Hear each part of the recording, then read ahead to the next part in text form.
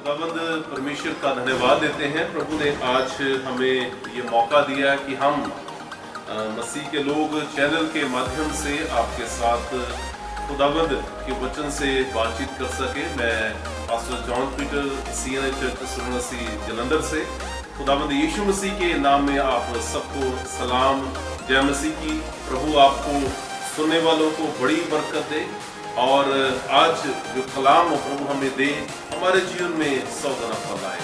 आइए हम इस कलाम पर मनन करने से पहले खुदावंद से प्रार्थना करें कि प्रभु हमें समझ दे, बुद्धि दे, अपना आत्मा दे, ताकि हम इस कलाम को जब पढ़ते हैं, मनन करते हैं, ये वचन हमारे हृदय में रहे और हम खुदावंद के नाम में आगे बढ़े और आत्मिक उन्नति करें। आइए हम प्रार्थना करें।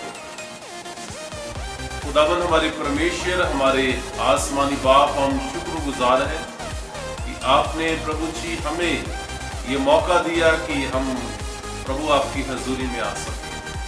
आप हमारे प्रभु हैं, हम आपके विश्वासी जन, आपके बेटे बेटियां प्रभु जी आज आपकी हजूरी में आपके वचन को सुनने के लिए खुदावंद प्रभु हमसे बातचीत कर और हमें सिखा कि खुदावंद क्या तेरी मर्जी हमारे जीवन में है। और जब हम तेरे इन वचनों को सीखें और मनन करें, खुदावंद प्रभु अपनी आत्मा से भर और ये वचन हमारे जीवन में 100 गुना फल आए और हम वचन के द्वारा आत्मिक उन्नति करें।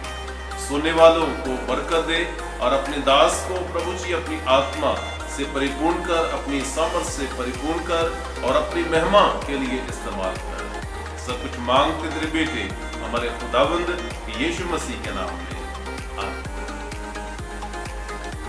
खुदावंद के वचन में से हम पढ़ेंगे संत मरकुस की अंजील और उसका 13 बाब और उसकी 32 आयत से लेकर 37 आयत तक। संत मरकुस की अंजील और 13 बाब और 32 से 37 वचन। उस दिन या उस घड़ी के विषय में कोई नहीं जानता, ना स्वर्ग के दूत और ना पुत्र, परंतु केवल पिता।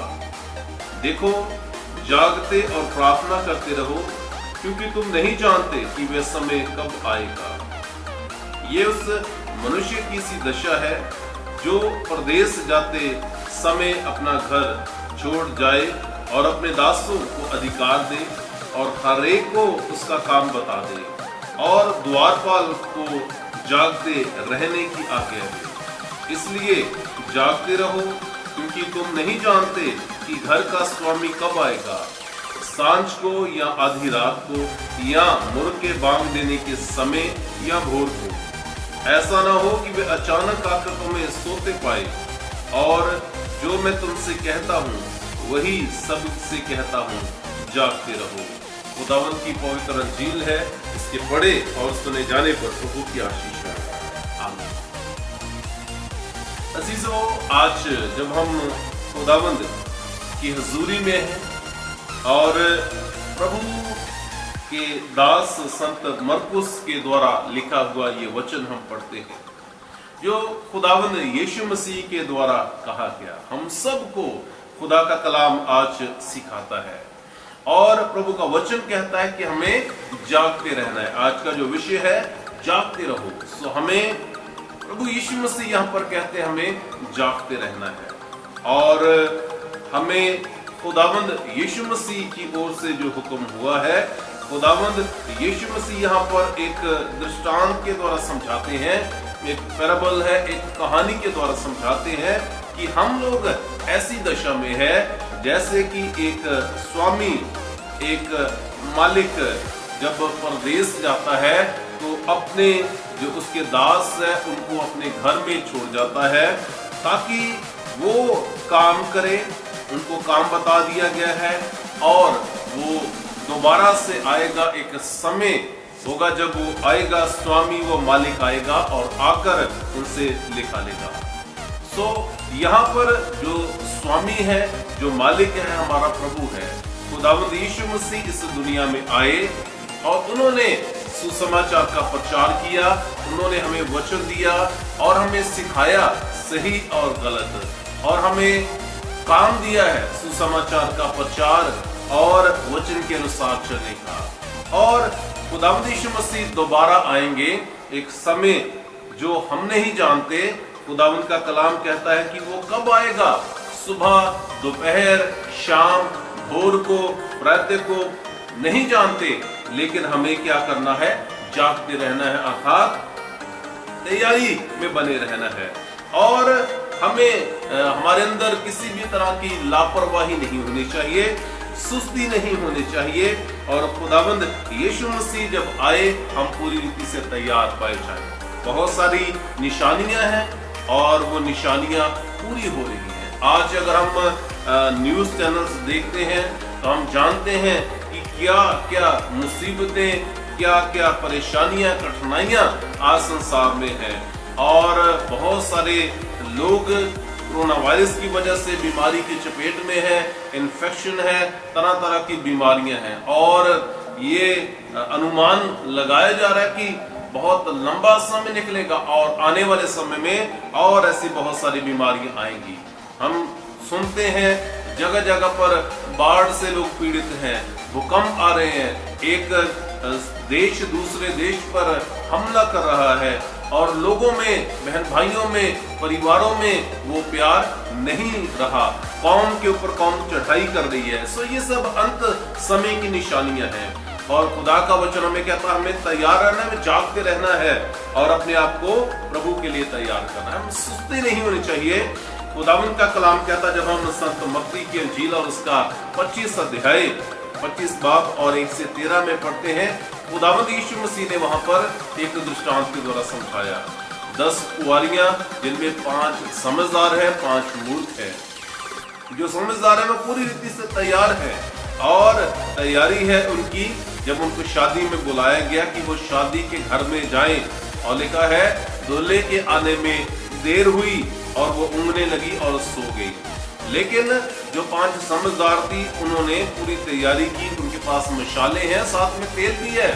और जब दूल्हा आया और वो उसके साथ उस घर में, शादी के घर में गई। लेकिन जो सुस्त हैं, जो लापरवाह हैं, उनके पास वो मशाले थी लेकिन तेल नहीं था, तेल खत्म हो गया और इस वजह से वो उस दूल्हे से नहीं मिल सकी। क्या आज हम तैयार हैं ऐसे माहौल में? क्योंकि हम जानते हैं खुदावंद यीशु मसीह जल्द आने वाला है और जब वो आएगा हम सबको उसके सामने हाजिर होना है। वो न्याय के सिंहासन पर बैठेंगे और हमें उनके सामने खड़े होना है और हर एक जन को अपना अपना लेखा देना होगा। प्रेरित पौलुस लिखते हैं 2 कुरिन्थियों और उसके 5 अध्याय में कि हर एक जन अपने अपने कामों का लेखा देगा जो उसने किए हैं इस जीवन में। सो इसलिए बड़ी सावधानी से हमें चलने की जरूरत है, क्योंकि घर का स्वामी, हमारा स्वामी खुदावंद यीशु मसीह इस दुनिया में आएगा और जल्द ही वो आएगा। हमें अपने आप को तैयार रखना है, जागते रहना है, लगातार प्रार्थना करते रहना है, वचन को पढ़ना है, वचन के अनुसार चलना है और तभी हम हमेशा की जिंदगी पा सकते हैं। तभी हम खुदावंद यीशु मसीह के साथ स्वर्ग में जा सकते हैं और हमेशा की जिंदगी हमें मिलेगी, स्वर्गीय जीवन मिलेगा। लेकिन वो लोग जो प्रभु से पीछे हैं, जो आज बुराइयों में है, खुदावंद का कलाम कहता है वो नाश हो जाएंगे। उन्हें खुदावंद यीशु मसीह उस नरक की आग में डाल देंगे और वहां पर रोना चिल्लाना होगा। और खुदावंद का कलाम कहता है इसलिए हमें अपने आप को पूरी तरह से तैयार रखना है, क्योंकि हम उस घड़ी, उस समय को नहीं जानते जब खुदावंद यीशु मसीह दोबारा इस दुनिया में आएंगे। सो बेशक बहुत सारी आज निशानियां हैं और निशानियां पूरी हो रही हैं। खास संदेश आज मैं उन विश्वासियों के लिए, उन मसीही भाई बहनों के लिए देना चाहता हूं कि हम जो जानते हैं और अगर हम इस वचन को अपने जीवन में पूरा नहीं करते, अगर हम तैयारी नहीं करते, तो ये हमारे लिए एक बहुत ही ऐसी बात है कि जो हमें खुदावंद से दूर करती है और हमें उस हमेशा की जिंदगी से दूर करती है। आज हमें बड़ी सावधानी से चलना है। हम अपने आप को जांचें, परखें कि क्या आज हम खुदा के वचन के अनुसार चल रहे हैं, क्या प्रभु की इच्छा हमारे जीवन में पूरी हो रही है, और हम बिना किसी और बातों के ध्यान देते हुए पूरी तरह से हमारा ध्यान खुदावंद यीशु मसीह पर होना चाहिए, और अपने आप को तैयार करना कि अगर आज इसी समय, आज रात, कल का दिन या आने वाले समय में जब भी प्रभु यीशु मसीह आते हैं तो हम तैयार पाए जाएं। और इसलिए खुदा का वचन कहता है कि ऐसा न हो कि खुदावंद वो हमारा स्वामी अचानक आ जाए और हमें सोते हुए पाए। और दोबारा खुदावंद यीशु मसीह 37 वचन में इसलिए कहते हैं कि मैं तुमसे कहता हूँ, वही सब कहता हूँ, जागते रहो। सो हमें जागते रहना है खुदावंद यीशु मसीह के लिए, कि हम जो प्रभु यीशु मसीह के बेटे बेटियां हैं खुदावंद के लिए तैयार रहें, ताकि जब वो आए हम उसके साथ, प्रभु के साथ हमेशा की जिंदगी के लिए उसके साथ बादलों में उठा लिए जाएं और स्वर्गीय जीवन को हासिल करें। पिता परमेश्वर हम सबको बहुत आय से आशीष अपने इन वचनों के द्वारा दे। आमीन। आइए हम प्रार्थना करेंगे, और खास इस समय प्रार्थना की जाएगी कि प्रभु हम सबको जो उसके विश्वासी लोग हैं संभाले, और ऐसे समय में खुदावंद प्रभु हमारी अगुवाई करे जब तरह तरह की आजमाइशों से हम गुजरते हैं, और दुनिया में जैसे हालात हैं, बीमारी और अकाल और बाढ़, भूकंप, तरह तरह की पीड़ाएं, तरह तरह की शिक्षाएं हम सुनते हैं, ऐसे समय में प्रभु हमारी सहायता करे कि हम प्रभु में बने रहें। और खास तौर पर मैं प्रार्थना करूंगा उनके लिए जो वचन को सुनते हैं, और खुदावंद यीशु मसीह और उनको अपनी महिमा के लिए इस्तेमाल करे, उन्हें तैयार करे कि वो खुदावंद में आगे बढ़ते चले जाएं।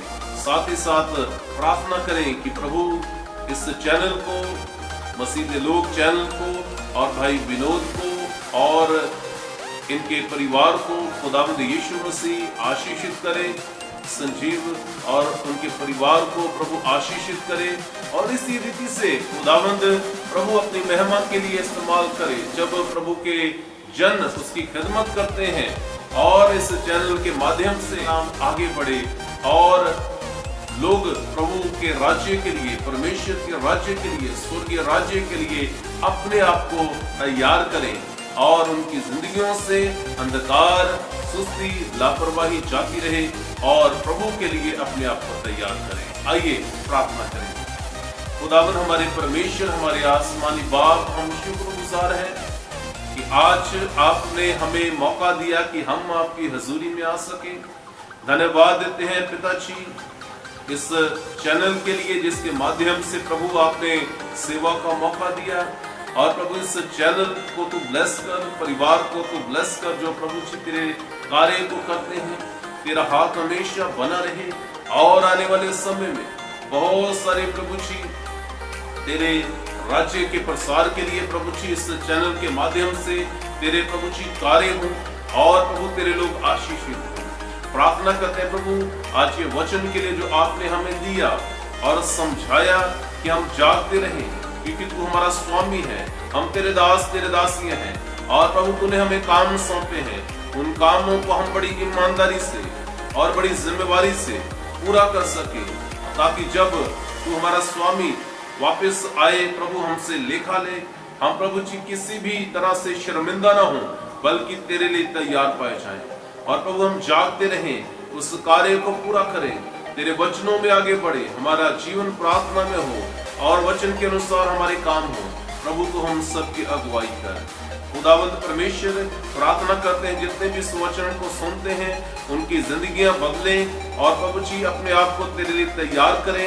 दुनिया में रहकर प्रभु जी दुनिया के ना हो, बल्कि तेरे होकर अपने जीवन को आगे बढ़ाएं। सबसे पहला स्थान खुदावंद यीशु मसीह तुझे दे, और हर एक कार्य में प्रभु तेरी मर्जी को पूरा करे। खुदावंद प्रभु तेरी बड़ी दया तेरे लोगों के ऊपर हो, और अपने लोगों को बरकत दे, अपनी महिमा के लिए इस्तेमाल कर। एक बार फिर से धन्यवाद देते प्रभु जी इस समय के लिए, इस वचन के लिए, जिंदगी के लिए, और प्रभु सबको जितने भी सुनते हैं आशीषित कर और उन्नति तरक्की दे। धन्यवाद प्रभु जी, आपने हमारी प्रार्थना को सुना, सुनकर कबूल किया। सब कुछ मांगते तेरे बेटे हमारे खुदावंद यीशु मसीह के नाम में, आमीन। अब हमारे प्रभु यीशु मसीह का अनुग्रह, परमेश्वर पिता का प्रेम, पवित्र आत्मा की सहभागिता आप सबके साथ, कुल विश्वासियों के साथ अब से लेकर हमेशा तक होती रहे, आमीन।